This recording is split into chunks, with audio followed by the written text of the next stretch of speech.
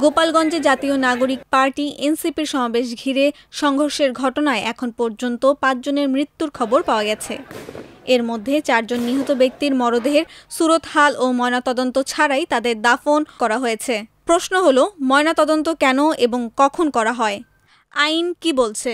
কোনো ব্যক্তি যদি গুলিবিদ্ধ হয়ে মারা যায়, তো সেক্ষেত্রে প্রথম কাজ হলো অতি দ্রুততার সাথে এটার একটা সুরতহাল রিপোর্ট করা, এবং তারপরে কাজ হলো আপনার এটা পিএম রিপোর্টের জন্য প্রসিড করা। এর সাথে সাথে তদন্তকারী কর্মকর্তা এটার ব্যালিস্টিক রিপোর্ট, গুলি যদি হয় বা বোম যদি হয়, এরকম যদি কিছু হয়, তাহলে এটা অবশ্যই ব্যালিস্টিক রিপোর্টের জন্য এটা কনসার্ন অথরিটির কাছে এটা প্রেরণ করবে।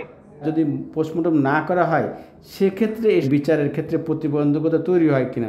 যদি অন্য কোনো ভাবে মারা যায় বা হত্যা করা হয়, তাহলে তার পিএম মাস্ট। উইদাউট পিএম এটা কোনো হত্যা মামলার কোনো ইনভেস্টিগেশন হতে পারে না। ময়নাতদন্ত প্রতিবেদন খুনের মামলার অন্যতম সাক্ষ্য। ময়নাতদন্ত মানে ডিসিজ, যে মারা গেছে, যে মারা যাওয়ার পরে যে এক্সপার্ট রিপোর্ট অর্থাৎ ডাক্তারি রিপোর্ট, মারা যাওয়ার পরে তার মানে ডাক্তারি স্বাস্থ্য অনুযায়ী তার দেহকে বিশ্লেষণ করে মৃত্যুর কারণ নির্ণয় করা হয়। আইন তো সিআরপিসির 174, 176 তো বলাই আছে, পিআরবিতেও আছে।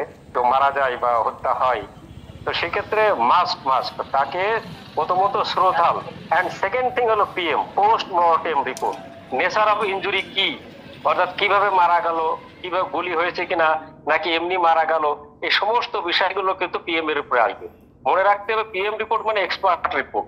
কাজেই এই ম্যাটেরিয়াল এভিডেন্স বা ডকুমেন্টারি এভিডেন্সকে বাদ দিয়ে ইনভেস্টিগেশনও তো কিভাবে হবে? ইনভেস্টিগেশন হতেই পারে না, আর যদি হয়ে থাকে তার ফলাফল তো খুবই খারাপ হতে বাধ্য।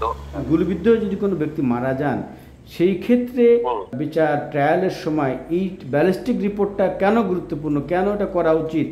না, এইটা উচিত এই কারণে, আসলে ধরেন অনেক সময় পিএম রিপোর্টে তো এইটা যে বন্দুকের গুলি না পিস্তলের গুলি বা কিসের গুলি, এইটা অনেক সময় আইডেন্টিফাই হবে না।